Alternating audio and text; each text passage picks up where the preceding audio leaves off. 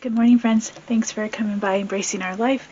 Today we have a busy day. We went to an Amish store to pick up a bulk order of chicken breasts and bought a few extra special things. So I'm going to show you what we got and bring you along as we process some of this chicken. It is like 60 degrees outside today, but we're going to spend it in our kitchen putting up some food.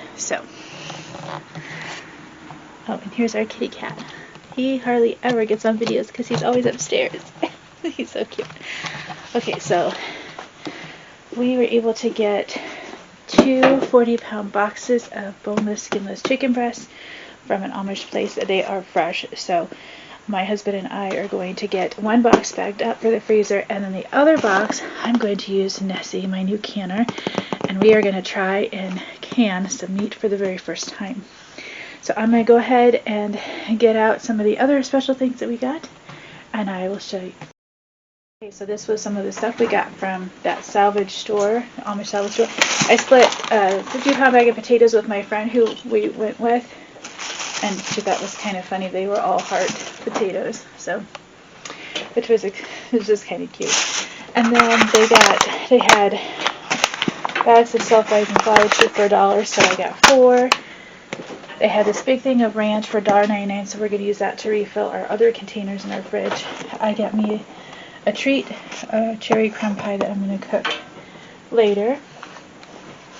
We got these 2 bags of potato chips to try, and yeah, they were pretty bland, but they were only 69 cents. And then they had all their beans were cheap for $1, so we got, I think, 6 garbanzo beans. So I'm going to can those to make hummus. And then I got one of these. I cleaned out my freezers this week and thought I had 3 of these in the freezer, and I only have 1, so I picked up another one. And actually, I can't find that locally right now. They had these Meyer lemon cake mixes. They're 75 cents, so I got 2. I'm going to try and make those into muffins. Then they had the Kodiak cake mix, a double dark chocolate muffin mix for $1, so I got 2 of those. And then my husband picked up the Cinnamon Toast Crunch churro cereal for $1.49, and then they had the family size Kiss cereal for $1. And then I got a few things in the freezer. I got some tilapia. They were $1.70 a pack, and there was like 3 or 4 tilapia fish in a pack, so we got 3 of those. It's like, yeah, $1.80, $1.70. And then we got 2 things of Applewood smoked sausage. They were $1 each. Those are already in the freezer. I think they were like a 6-pack. And then I got 1 pack of Chicago-style hot dogs for $1. So those are already in our back freezer. Then we stopped at another little Amish market on the way home, and I picked up some garden seeds. So we got the jade green bean seeds. They were only like 65 cents per scoop. And I got some cherry bell and some cherry bell radish, and then some beet seeds. So total, we spent $30 extra on all this food, including, like I said, the tilapia and the 2 things of Applewood sausage and the pack of hot dogs in the back freezer.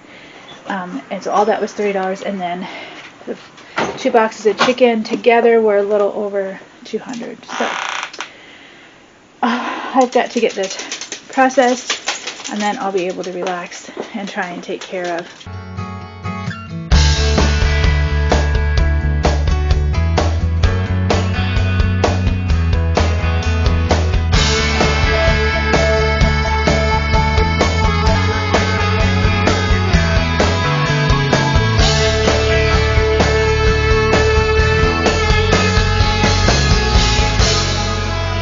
what we're really called to do is live within the means God has given us. That's part of, why we started this YouTube channel, to show people that we are embracing this life that we have, which isn't, to some, it isn't always much, and, to the world and to the government, really, we live way below poverty, and yet we do so well. The Lord always takes care of us.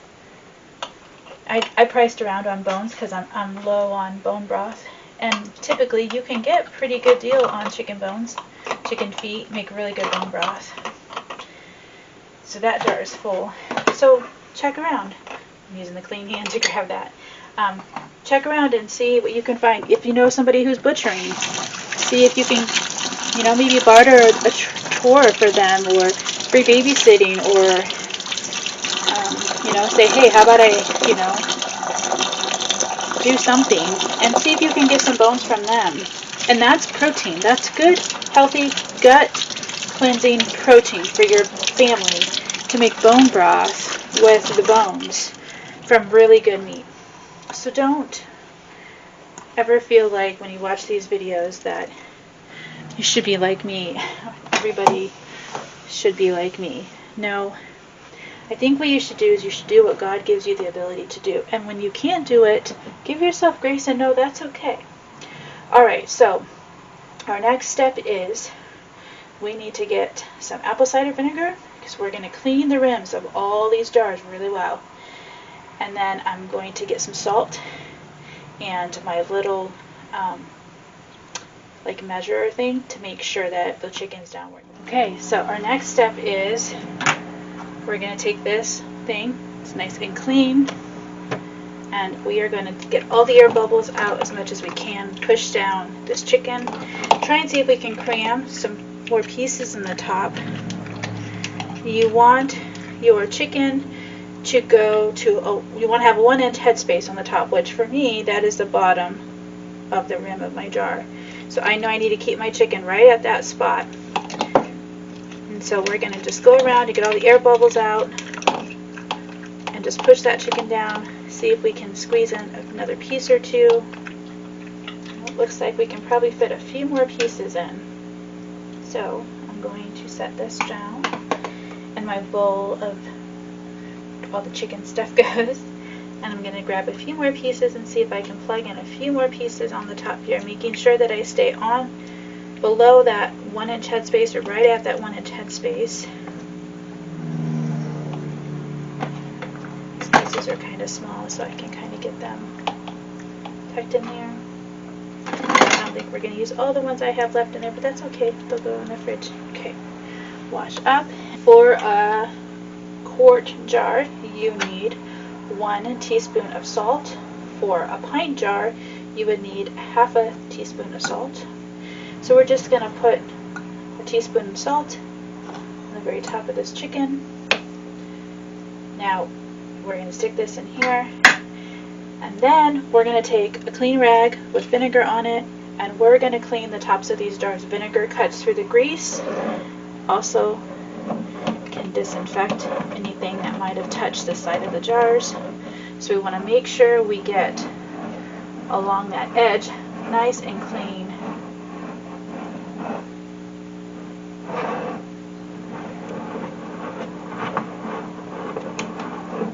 And then after this, we'll put our lids and our rings on, and we'll put them in our electric Carey pressure canner. We will put 8 cups of water in there. Does not have to be hot because these jars are cold, because the chicken was still cold.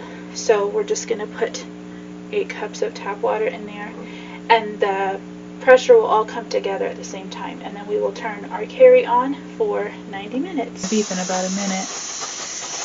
So I got 3 quarts in there. I didn't have enough to fill another quart, so I just set the rest of the chicken like chunks aside to have for stir fry one day. So I've gotten all this chicken done, and then I've got 8 more quarts over here, and this is all the stuff that I have canned this week. I've been starting to can for a week at a time and stick it on this table and then put it in my new preserving journal, which I will show you. So that way I can kind of not have to be in a rush to put it all away right away. I can just leave it here for a week.